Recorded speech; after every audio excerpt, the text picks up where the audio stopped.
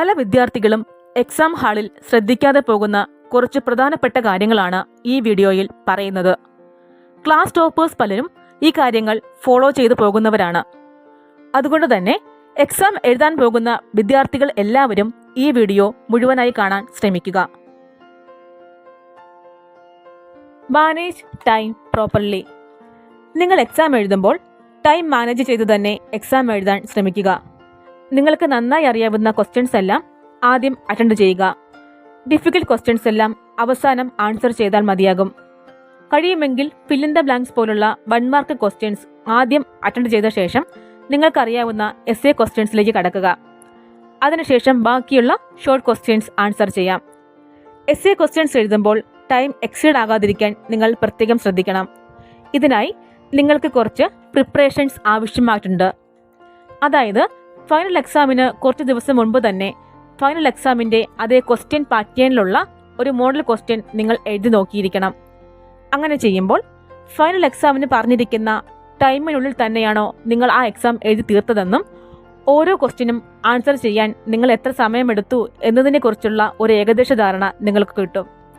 അത് മനസ്സിൽ കണ്ടുവേണം ഫൈനൽ എക്സാമിനെ നിങ്ങൾ സമീപിക്കാൻ.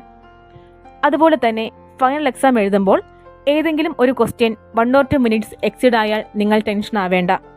ബാക്കിയുള്ള ഏതെങ്കിലും ക്വസ്റ്റ്യൻസ് അറ്റൻഡ് ചെയ്യുമ്പോൾ ആ ടൈം അഡ്ജസ്റ്റ് ചെയ്താൽ മതിയാകും.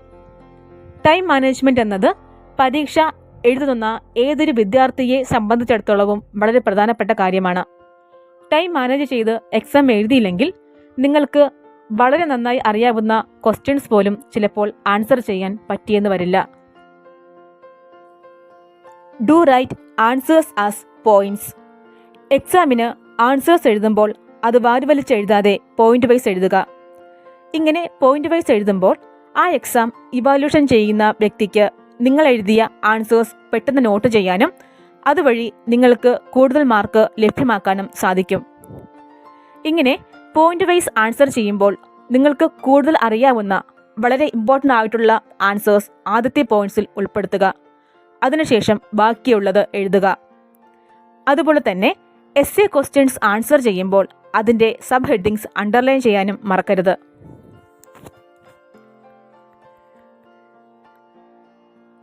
Do right exam answers based on mark. ഓരോ ക്വസ്റ്റ്യനും അതിൽ നിശ്ചയിച്ചിട്ടുള്ള മാർക്കിൻ്റെ ബേസിൽ മാത്രം ആൻസർ ചെയ്യുക. 2 or 3 മാർക്കിൻ്റെ ക്വസ്റ്റ്യൻ ആണെങ്കിൽ അതിൻ്റെ ആൻസർ വാരിവലിച്ചെഴുതാതെ 4 or 6 പോയിന്റ്സിൽ മാത്രം നിർത്തുക. അതുപോലെ തന്നെ ഡയഗ്രാം ആവശ്യപ്പെടുന്ന സ്ഥലങ്ങളിൽ മാത്രം ഡയഗ്രാം വരച്ച് എക്സ്പ്ലെയിൻ ചെയ്താൽ മതിയാകും. അല്ലാത്ത പക്ഷം കൂടുതൽ മാർക്കിന് ചോദിക്കുന്നതും കൂടുതൽ ഡീറ്റെയിൽഡ് ആയിട്ട് എഴുതേണ്ടതുമായ മറ്റ് ക്വസ്റ്റ്യൻസിന് ആൻസർ ചെയ്യാൻ നിങ്ങൾക്ക് ടൈം കിട്ടിയെന്ന് വരില്ല.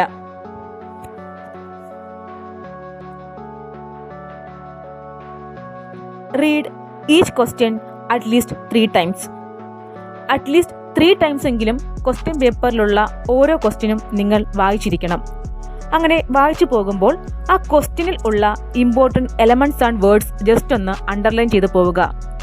അങ്ങനെ ചെയ്യുമ്പോൾ ആ ക്വസ്റ്റ്യൻസ് കൂടുതൽ മനസ്സിലാവാനും അതിൻ്റെ ആൻസേഴ്സ് എഴുതി തുടങ്ങുമ്പോൾ തന്നെ പെട്ടെന്ന് നിങ്ങളുടെ മെമ്മറിയിൽ വരാനും നിങ്ങളെ സഹായിക്കും. Do ensure to write page numbers in additional sheets.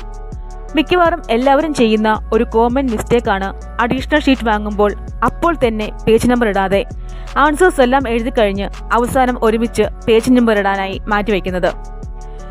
ഇങ്ങനെ നിങ്ങളുടെ അഡീഷണൽ ഷീറ്റിൽ അവസാനം പേജ് നമ്പർ ഇടാനായി മാറ്റിവെക്കുമ്പോൾ ഇൻ കേസ് ടൈം തികയാതെ വന്നാൽ അത് നിങ്ങൾക്ക് കൂടുതൽ ടെൻഷൻ ഉണ്ടാക്കിയേക്കാം.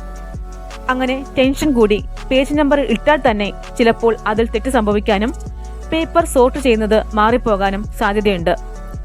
അതിനാൽ അഡീഷണൽ ഷീറ്റ് വാങ്ങുമ്പോൾ തന്നെ പേജ് നമ്പർ ഇട്ടു പോകാൻ പ്രത്യേകം ശ്രദ്ധിക്കുക.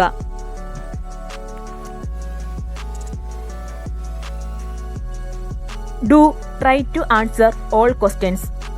ഒരു ക്വസ്റ്റ്യൻ പേപ്പറിൽ നിങ്ങളോട് ആൻസർ ചെയ്യാൻ പറഞ്ഞിരിക്കുന്ന എല്ലാ ക്വസ്റ്റ്യൻസും ആൻസർ ചെയ്യാൻ നിങ്ങൾ ശ്രമിക്കുക. ഇൻ കേസ് ഒരു ക്വസ്റ്റ്യൻ്റെ ആൻസർ നിങ്ങൾക്ക് അറിയില്ലെങ്കിൽ കൂടി അതുമായി ബന്ധപ്പെട്ട് ഏതെങ്കിലും ഒരു പോയിന്റ് നിങ്ങൾ എഴുതാൻ ശ്രമിച്ചിരിക്കണം. ചിലപ്പോൾ അതൊരു ടഫ് ക്വസ്റ്റ്യനോ അല്ലെങ്കിൽ ഔട്ട് ഓഫ് സിലബസ് ക്വസ്റ്റ്യനോ ആകാം. അങ്ങനെയാണെങ്കിൽ അതിൻ്റെ ഇവാലുവേഷൻ സമയത്ത് ആ ക്വസ്റ്റ്യൻ അറ്റൻഡ് ചെയ്തിരിക്കുന്ന വിദ്യാർത്ഥികൾക്ക് മാത്രം അതിന്റെ മാർക്ക് കിട്ടാൻ സാധ്യതയുണ്ട്. Do ensure to read all questions before leaving exam hall. എക്സാമിന്റെ അവസാന ടൈം വരെ എക്സാം എഴുതിക്കൊണ്ടിരിക്കുന്നവരാണോ നിങ്ങൾ? അങ്ങനെയാണെങ്കിൽ അങ്ങനെ ഒരിക്കലും ചെയ്യരുത്. എക്സാമിന് തന്നിരിക്കുന്ന സമയത്തിന് 5 or 10 മിനിറ്റ്സ് മുൻപ് തന്നെ എക്സാം എഴുതി തീർക്കാൻ നോക്കുക. അതിനുശേഷം നിങ്ങൾ എല്ലാ ക്വസ്റ്റ്യൻസും എഴുതിയിട്ടുണ്ടോ എന്നും എന്തെങ്കിലും വിട്ടുപോയിട്ടുണ്ടോ എന്നും റീചെക്ക് ചെയ്യുക. അതിനുശേഷം എല്ലാ പേപ്പേഴ്സിലും പേജ് നമ്പർ ഇട്ടിട്ടുണ്ടോ എന്നുകൂടി എൻഷുർ ചെയ്ത് പേപ്പേഴ്സ് എല്ലാം കൃത്യമായി സോർട്ട് ചെയ്ത് വയ്ക്കുക. ഇതെല്ലാം എക്സാമിന് തന്നിരിക്കുന്ന സമയത്തിന് 5 or 10 മിനിറ്റ്സ് മുമ്പ് ചെയ്തു തീർക്കേണ്ട കാര്യമാണ്. അതുകൊണ്ട് തന്നെ ലാസ്റ്റ് മിനിറ്റ് വരെ എക്സാം എഴുതിക്കൊണ്ടിരിക്കുന്ന വിദ്യാർത്ഥികൾക്ക് ഇതെല്ലാം ചെയ്യാൻ സമയം കിട്ടണമെന്നില്ല. നേരത്തെ പറഞ്ഞതുപോലെ അഡീഷണൽ ഷീറ്റ് വാങ്ങുമ്പോൾ തന്നെ പേജ് നമ്പർ ഇട്ടു പോകാൻ ഇവിടെയും നിങ്ങളെ ഓർമ്മിപ്പിക്കുന്നു. Do tick questions in question paper after writing each answer. ഓരോ ക്വസ്റ്റ്യൻ്റെയും ആൻസർ എഴുതി കഴിയുമ്പോൾ എഴുതി കഴിഞ്ഞ ആൻസറിൻ്റെ ക്വസ്റ്റ്യൻ പേപ്പറിൽ ടിക്ക് ചെയ്തു പോവാൻ നിങ്ങൾ ശ്രദ്ധിക്കുക. ഇങ്ങനെ ചെയ്താൽ ഒരു ക്വസ്റ്റ്യനും നിങ്ങൾ വിട്ടുപോവുകയില്ല. ഒരു ക്വസ്റ്റ്യൻ കാണാതെ പോയതുകൊണ്ട് മാത്രം വളരെ നന്നായി അറിയാവുന്ന ഒരു ആൻസർ എഴുതാൻ പറ്റാതിരിക്കുന്ന അവസ്ഥ ആർക്കും പറഞ്ഞറിയിക്കാൻ കഴിയാത്തതാണ്. അതിനാൽ ഓരോ ക്വസ്റ്റ്യൻസും നാം എഴുതി കഴിയുമ്പോൾ അത് ക്വസ്റ്റ്യൻ പേപ്പറിൽ ടിക്ക് ചെയ്ത് പോവുക. ഈ വീഡിയോയിൽ പറഞ്ഞിട്ടുള്ള പല കാര്യങ്ങളും ഒട്ടുമിക്ക വിദ്യാർത്ഥികളും എക്സാം ഹാളിൽ ശ്രദ്ധിക്കാതെ പോകുന്ന കാര്യങ്ങളാണ്. അതിനാൽ ഈ വീഡിയോയിൽ പറഞ്ഞതെല്ലാം എക്സാം ഹാളിൽ നിങ്ങൾക്ക് യൂസ്ഫുൾ ആകുമെന്ന് കരുതുന്നു.